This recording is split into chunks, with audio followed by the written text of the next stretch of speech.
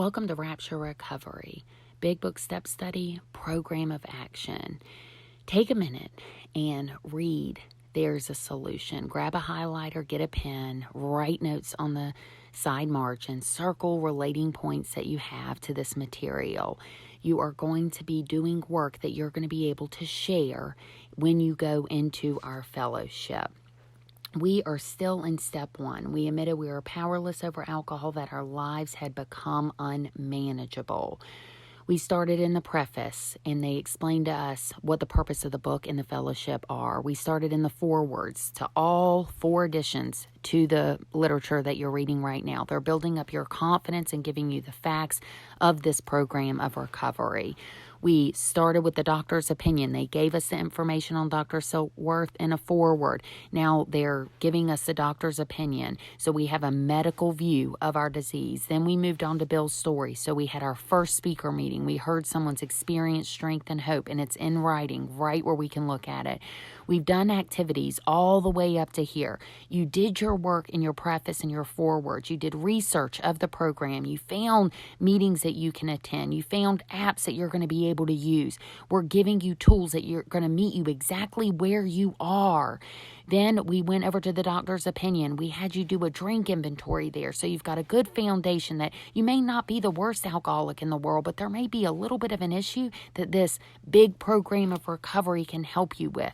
Then we went to Bill's story. We took a friend's inventory. We really were honest about how unmanageable our relationships were, right? So we even kind of moved away from alcohol just a little bit, and we focused more on the unmanageability part of our lives. Now we're moving on to there is a solution for this. These are 3 great discussion points. They're talking about how fellowship is the cement that binds us. So no matter where you are, God will use these people in our fellowship and they will show up. You will not believe the level that God will use the people in this program. You will be having an irritable and discontent moment, and someone from the program will show up exactly where you are, and they will encourage you. God will meet you if you seek Him and you are willing to invest in your program.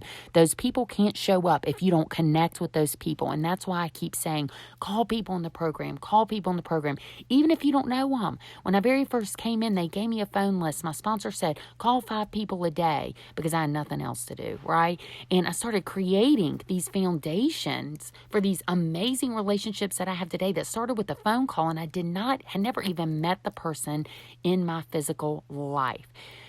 They're talking about religious convictions do not equal spiritual experience. This was huge for me because, again, remember, I had spent 5 years in my journey of religion, but these convictions I was not applying in my daily life. So there's a difference between having a religion that's based on a God and having a relationship with God, right? Having a relationship with God will create a spiritual experience. But this is a great discussion point for you to discuss with the person you're doing the step study with, the group that you're doing the step study with, or get a phone list and start calling other people. Like, what was your religious journey before you came into this program? How did you use this program to find your higher power, to find God?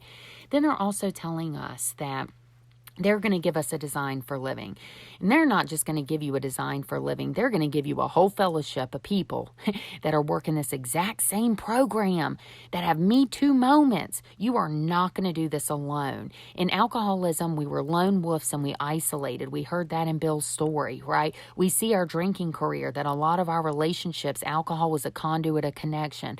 All of a sudden, you are in a new program and a new fellowship when your conduit of connectivity is going to be recovery. Are you kidding me?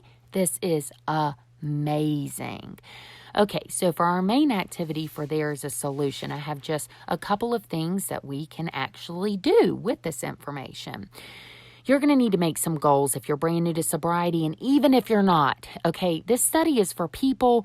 I have people come to me all the time. I work with women that have more time with me than me, but they want the program that I'm working. They want the serenity. They want the service. They want the fellowship that they see I have, but they're not having it. So how do you get there? you have to go to meetings, okay? That's why I don't really want a lot of discussion done on these boards, because I really have a desire for you to get in-person support. And there is no reason to recreate a wheel that is already working. But can we work that wheel better? And the answer is absolutely yes. If you're brand new in sobriety, you hear this all the time. 90 and 90. If you go to treatment, they keep you for 90 days. This isn't a secret. There's some kind of theology behind this. I don't know what it is, and that's not my business. But again, you hear, for people new in sobriety, you go to 90 meetings in 90 days. That was challenging for me. I had 3 young kids. I did find a meeting that had childcare, so I could hit that one 5 out of the 7 days. They didn't meet on the weekends. So on the weekends, I would have to go to other meetings without childcare. That was a little scary, but God was doing for me what I can't do for myself and lifting me up and putting me in new environments. But I would always see other people from that weekly meeting there because, again, like I told you before, God will meet you where you are. If he knows you're going to be nervous, of course, he's going to bring somebody else. Okay. That's what my program looked like in the beginning, but what it looks like now is amazing. It is amazing.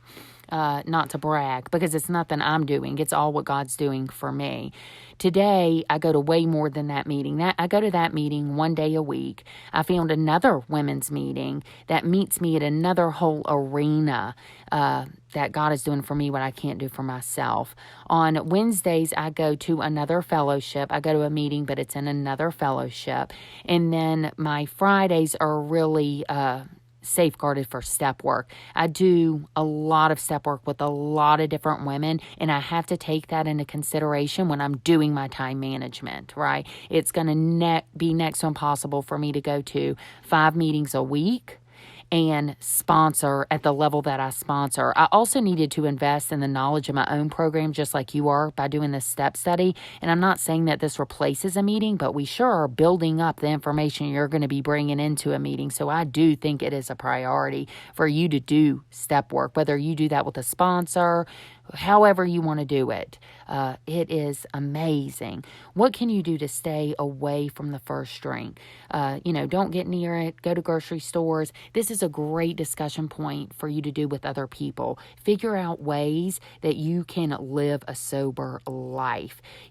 Back then, that's what I did. Didn't go to grocery stores, didn't have cash, didn't have social gatherings. But now I work a program that crowds all that stuff out. I still don't do any of those things. Like, I don't go down the wine aisle at the grocery store, but if I had to, I wouldn't freak out. I obviously carry around cash, and there have been a couple of social gatherings over the past 6 years that I have had to participate in with all kinds of accountability, and I've been fine. List 2 sober contacts with numbers, okay? Try to find 2 people that you're going to call this week. This is going to be a hard pattern to create, to reach out to people over the phone. So I challenge you to do that, whoever that is. I think that time management is huge because they're telling us that there is a solution and they're going to give us a design for living, but we have to schedule time for our sobrieties.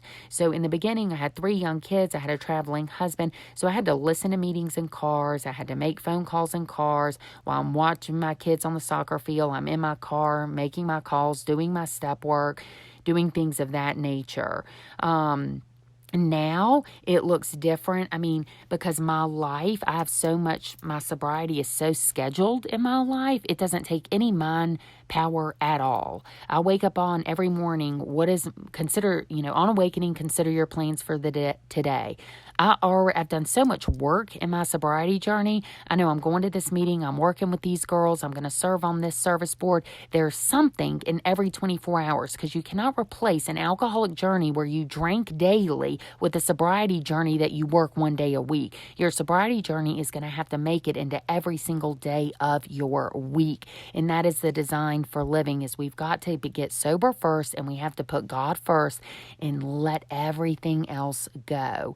So I hope that this was helpful for you guys. I hope that you can spend some time in this activity, doing the work. What we're doing here is we're looking at how you're going to live soberly, and we're trying to create new contacts for you in sobriety, and we're also trying to help you a little bit with your time management. Reach out to other people in the program and ask them how they got sober in the beginning. How many meetings did they have to go to? How many people did they have to call? Things of that nature. Thank you.